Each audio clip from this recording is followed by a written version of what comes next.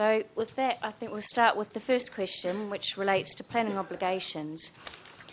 A balanced approach to ensuring that policy requirements are met and development remains viable is essential. How can requirements for planning obligations be applied more fairly and effectively to ensure the cumulative effect of developments adequately mitigated?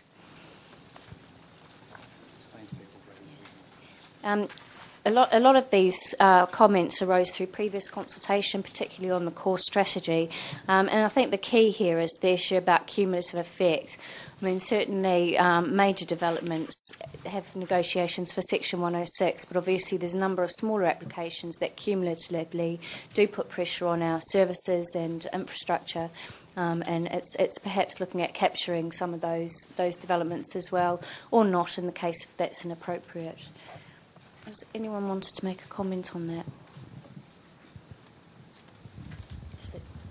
Matthew Bennett. Well, I'll start by really just quoting actually the first statement on this little briefing note. It says, planning obligations are one mechanism for ensuring development in Westminster is sustainable.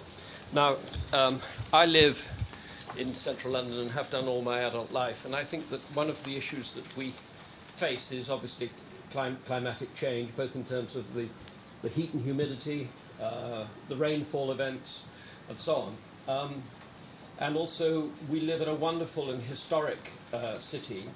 And I noticed that when all the people were speaking, so many people come from the property industry, from very major landowners, and so on.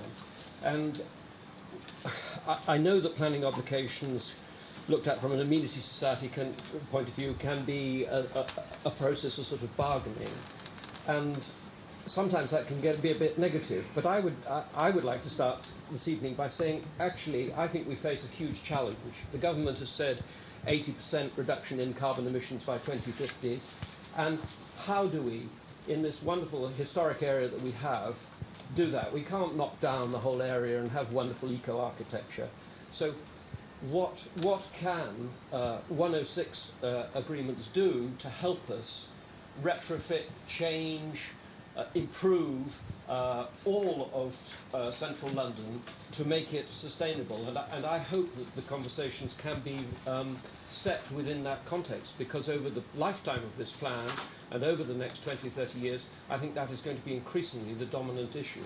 And so I hope that debates can always be very constructive around that issue. Sorry, it's not really a question. No, thank you. It's a sort of starting statement. Was there anybody else who wanted to raise any issues against that? I mean, does anyone have any views about securing Section 106 agreements for perhaps very small developments, very small number of residential units, small changes of use, or particularly maybe an extension to a shop or anything?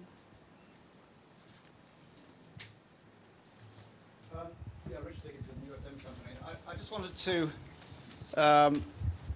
really just on behalf of the board, and I know that obviously the WPA also shares some of these concerns about the almost automatic assumption that planning obligations at any cost are required, and this is particularly in relation to the community infrastructure levy, the Crossrail levy, Section 106, other alternatives. It's going to be quite hard, I think, for the development community and indeed planners to understand how all these things work together.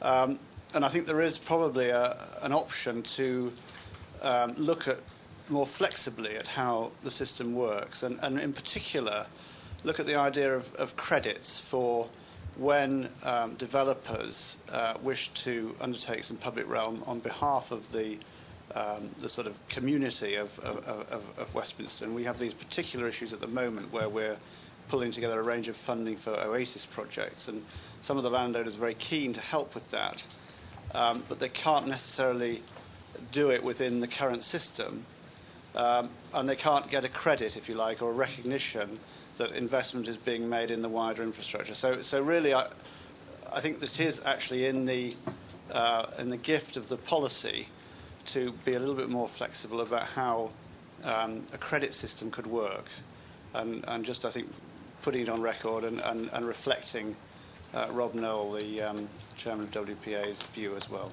Okay. Thank you.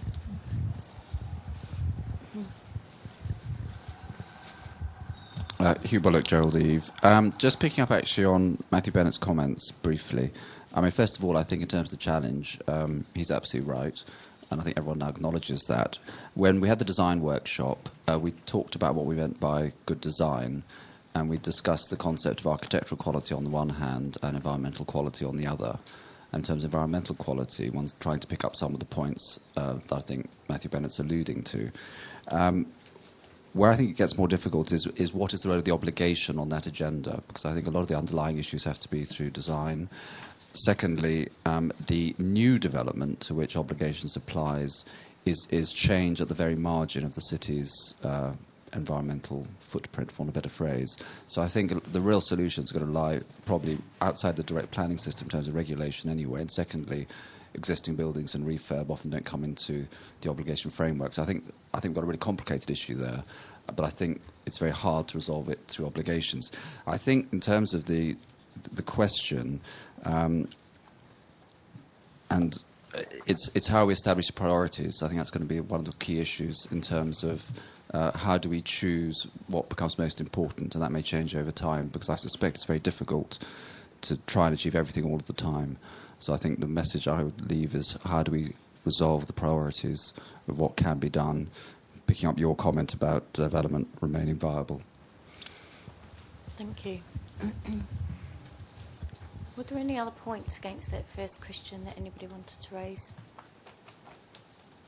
Okay, we can always come back to that later.